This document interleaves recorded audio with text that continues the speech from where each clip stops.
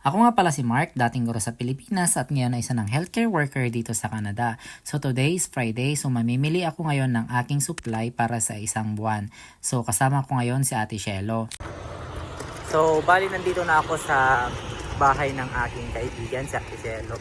So i-drop by ko siya. Ewan ko kung anong oras na naman kami makakapalengke.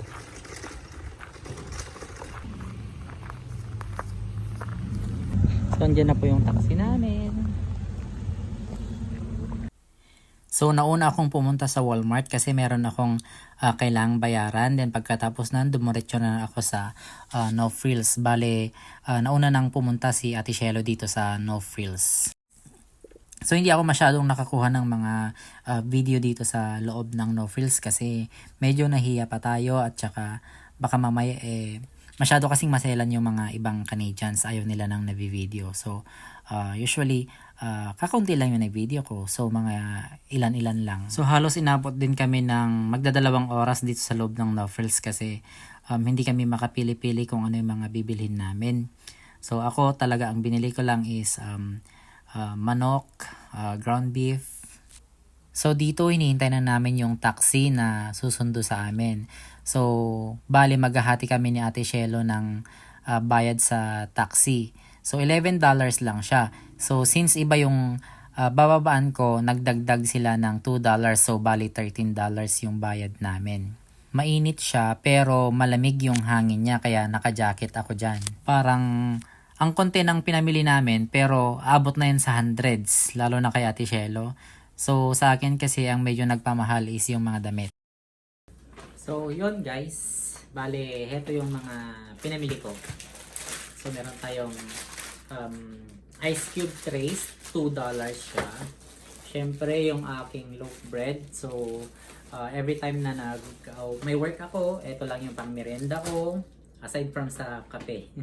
Meron din tayong biniling fruit like strawberry. Nasa ano lang siya, dos. Bumili na ako. Yogurt. So dito na ako natutong kumain ng yogurt. Diba? Masarap din pala siya. And then, syempre, meron din tayo ang chicken legs. So, chicken legs, mura lang siya. Nabili ko siya ng 7.27. Piprito ko lang siya. Okay na dun. Plus, eto, ground beef. Okay? So, giniling na karne ng baka. Mas nakamura ako nung bumili ko siya ng whole kasi $10 siya. Kaya siya yung isa kanina na nabili ko, na nakuha ko is yung isang ganito, it cost $8. So ito na lang yung pinili ko, di ba? Mas okay siya. So aside from that, bumili din ako ng mga body wash. Nag-sale siya. So $3. Meron din tayong piniling cover ng aking bedsheet. At ano pa? Nasaan na? Ito. Rabol. Meron din akong mangga. Isasaw-saw ko siya sa bagoong mamaya. And melon. Mura lang siya kasi $1 siya. $1 each. Bumili na ako. So etong mangga 1.25. Mura siya. And ito, since may nakita akong maliliit na sibuyas, bumili na rin ako. Matagal ko nagagamitin yan.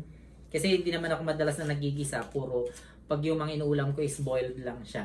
Gaya ng mga gulay. Yung mga nauna kong reels or vlog. Bawang. Then, luya. Okay. Doon. Then, syempre, may reward din ako sa sarili ko.